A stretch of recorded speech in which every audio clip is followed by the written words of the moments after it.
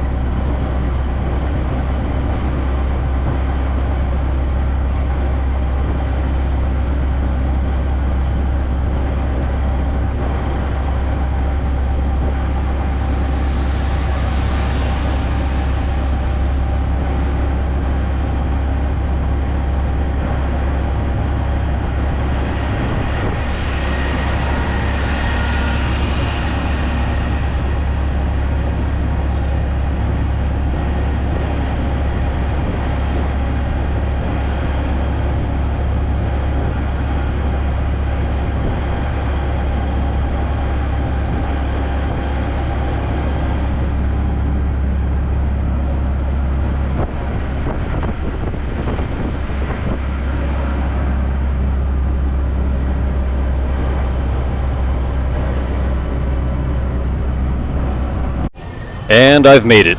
Now I just need to risk death 26 times to cross the street, and I'll be there.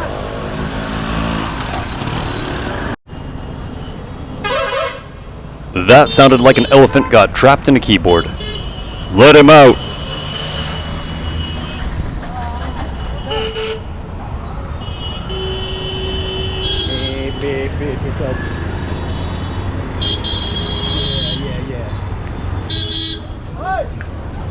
Yeah.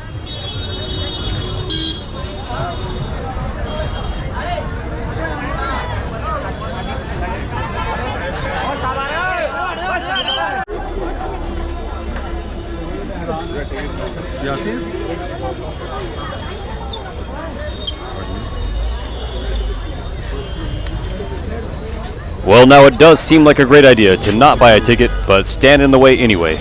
At first, I thought the fee was a bit high, considering a local person only had to pay 15 times less. But then when I realized there was going to be a foreigner concert included in the price, that seemed like a bargain. But one thing's for sure, it's definitely not cold as ice here.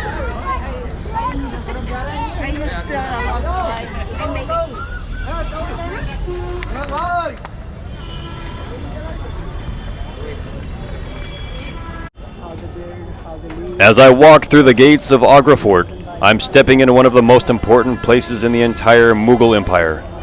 Before Delhi became the capital, this was the center of power.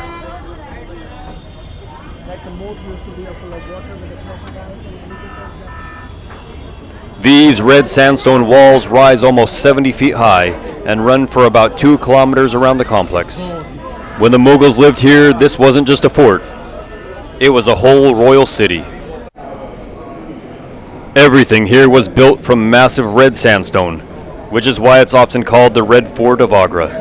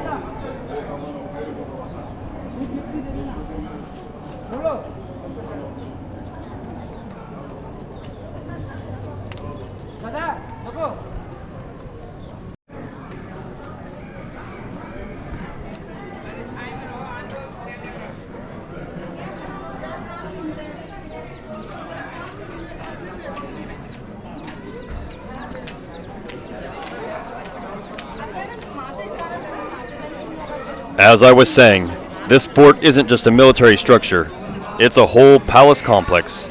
The Mughals lived, ruled, and held court right here. Good afternoon, sir. Hello, sir. Hey, how are you? Fine. And what about you? What's that? How are you? I'm good, thanks. Akbar began building this in 1565, and later emperors like Jahangir and Shah Jahan added their own palaces. It's funny how everybody's worried about the sun and using umbrellas and stuff like that, and I'm about as white as those clouds up there, and I'm using nothing. Now, more about what I was saying a second ago. Agra Fort was rebuilt in 1565 by Emperor Akbar, the same ruler who expanded the empire across northern India. Almost everything you see in this first area is Akbar's work. Massive, solid, functional military architecture. But once you move deeper inside, the fort turns into something very different. Palaces, pavilions, mosques, and marble halls. And yes, I did say rebuilt in 1565. The current structure was built then, but there were earlier forts before the Mughals ever arrived. That year, Akbar ordered the entire fort to be rebuilt from scratch, using strong red sandstone from Rajasthan. Over 4,000 builders worked on it for about 8 years. So the Agra Fort we see today is essentially Akbar's reconstruction, not the earlier brick structure.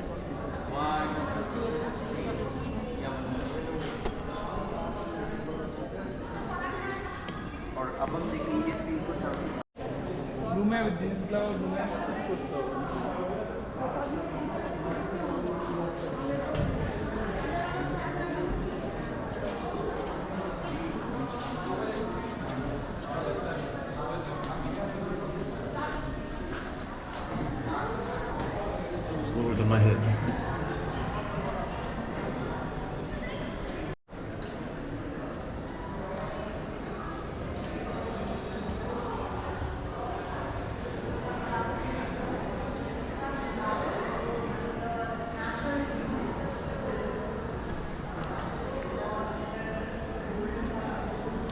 see what they mean about the uneven floor now.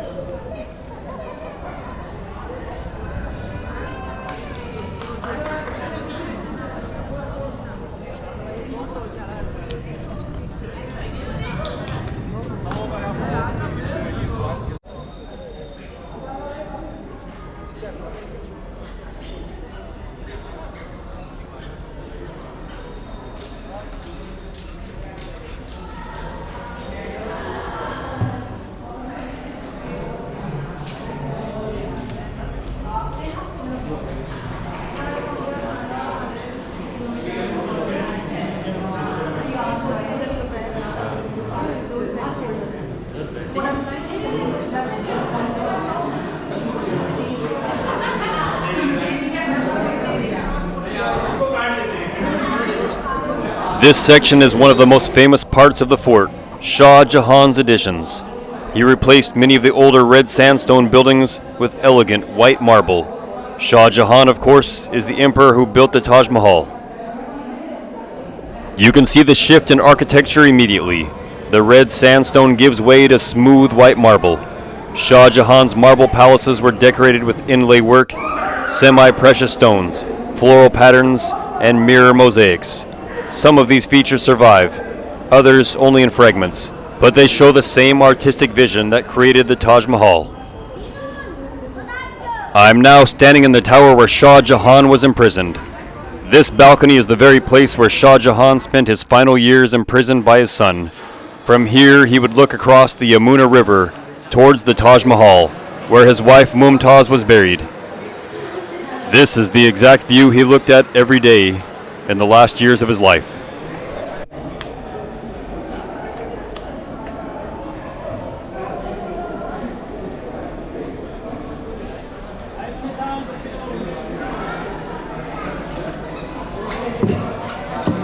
I am guessing those were not Shah Jahan's squeaky shoes.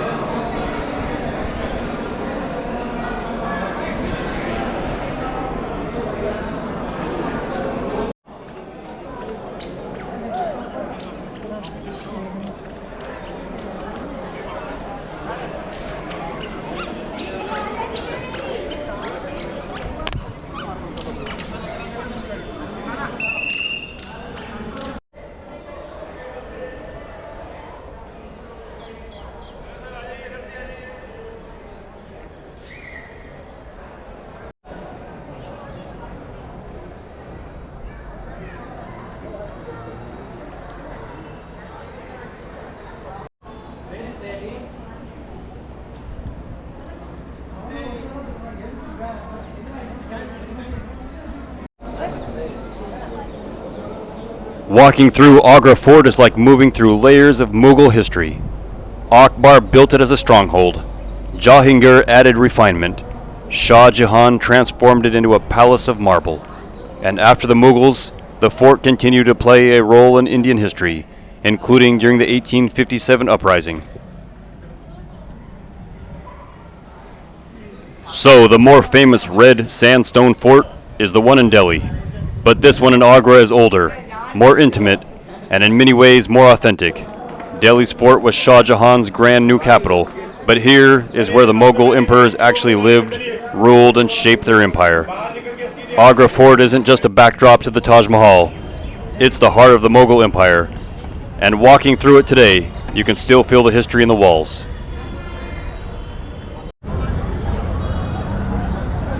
Well, that was the impressive Agra Fort. And now I will risk my life 25 more times and cross this street to go back. Until next time.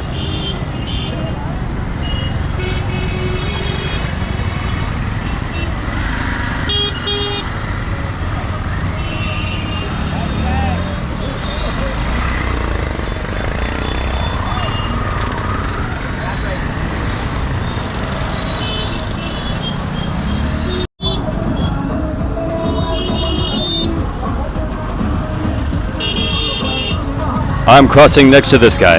If he gets hit, I'm making a run for it.